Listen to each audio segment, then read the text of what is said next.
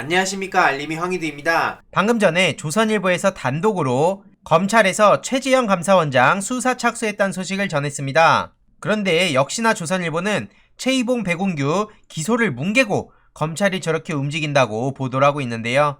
아무튼 중요한 것은 최재형에 대한 수사에 착수했다는 것입니다. 앞서 말씀드렸듯이 조선일보의 논조는 월성원전 경제성 조작 사건은 뭉개고 보복에 나섰다는 식으로 프레임을 짜는 것 같은데, 세상 참 편하게 사는 것 같지 않습니까?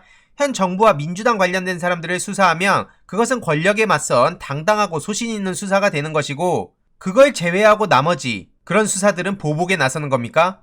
이에 네티즌들은 시민들이 지지한 대통령 공약사항을 최재형 감사원장이 정치적 목적으로 표적감사했으니까 당연히 수사를 받아야 마땅한 거 아니냐, 조선일보 방시 일가를 위해서 기자생활하지 말고 대한민국을 위해서 기자해라, 이런 비판도 있는데 전혀 들을 리도 없고요. 저널리즘의 본질에 관심을 가지는 기자가 과연 대한민국에 얼마나 될까요? 물론 아예 없다고 생각하진 않습니다. 공공의 이익을 위해 발벗고 나서는 기자들이 있는데 그게 일부라서, 혹은 회사 내부에서 압박으로 논조가 틀어지는 경우도 종종 있죠. 그 현실이 안타까울 따름이고요. 그래서 언론개혁도 민주당에선 시급하게 해야 된다고 저는 생각합니다. 이런 상황에 나경원 씨가 최재형 씨를 지키겠다고 나섰습니다. 전대미문의 보복이라며 최재형 감사원장을 지키겠다는 건데, 대선 주자로 거론되니까 보복을 했다, 이런 해괴망측한 주장까지 합니다. 야권 대선 주자로 최재형 씨가 거론되는 게 불편하다는 식으로 얘기하고 있는데, 최재형 씨 관심 있는 사람 도대체 누가 있습니까?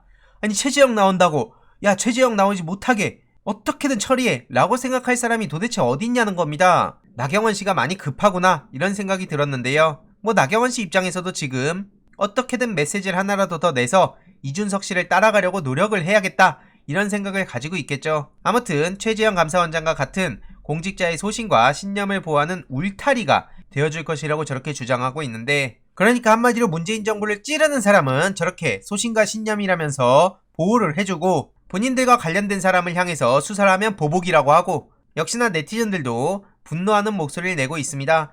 나경원 13가지 다 무혐의한 것도 전대미문 아니냐, 이런 비판을 받을 수밖에 없는 상황입니다. 나경원의 저런 수두룩한 고발에 대해서도 시간 1년 넘게 질질 끌다가 갑자기 무혐의를 내주더니, 이런 과정들은 도대체 어떻게 해석해야 될까요? 게다가 윤석열 씨는 코딩 회사를 찾아갔다는 소식도 전해졌는데, 윤석열 씨가 지금 코딩 회사 찾아가고 2030 청년한테 어필하고 그럴 때가 아니죠. 앞서 최재형뿐만 아니라 사실 제일 중요한 것은 윤석열입니다. 윤석열은 지금 전형적인 선택적 수사를 하고 선택적 기소를 하고 그래놓고 정치 타령을 하고 있는 게 정말 황당해서 뭐라 말이 안 나올 지경인데요. 언론에선 심지어 이걸 또 좋다고 2030 보자마자 들어왔습니다, 이렇게 어필하는 보도 자체가 저는 너무나 황당할 따름인데요. 2030 세대와 젊은 층 소통 강화에 나섰다고 하는데, 윤석열이 도대체 대한민국 국가를 위해서 뭘 할 수 있는 겁니까?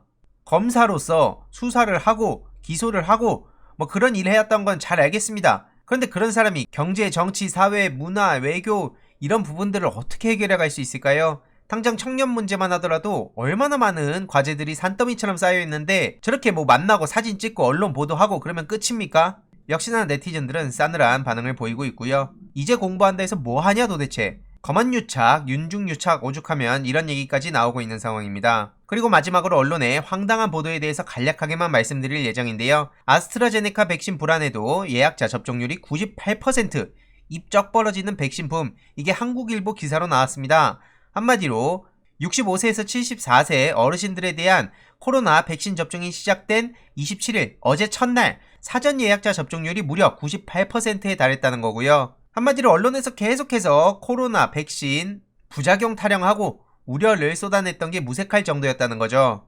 이렇게 자녀 백신을 검색해도 경쟁자가 너무나 많다는 사실을 쉽게 알 수 있는 거고요. 결론적으로 노쇼가 이렇게 사라지면서 남는 2%를 접종하기 위한 젊은 층의 눈치 싸움이 더 치열해진 상황이라고 합니다. 이에 뼈를 때리는 댓글들도 보입니다. 기레기 속마음은 이러면 안 되는데, 전 세계 부작용 사례들을 소개하면서까지 불안감 조성해서 백신 접종률 낮춰서 대한민국, 정확히 말하면 문재인 정부가 망해야 되는데 이러면 안 되는데, 이런 식으로 비판을 하는 사람들이 있다는 거죠.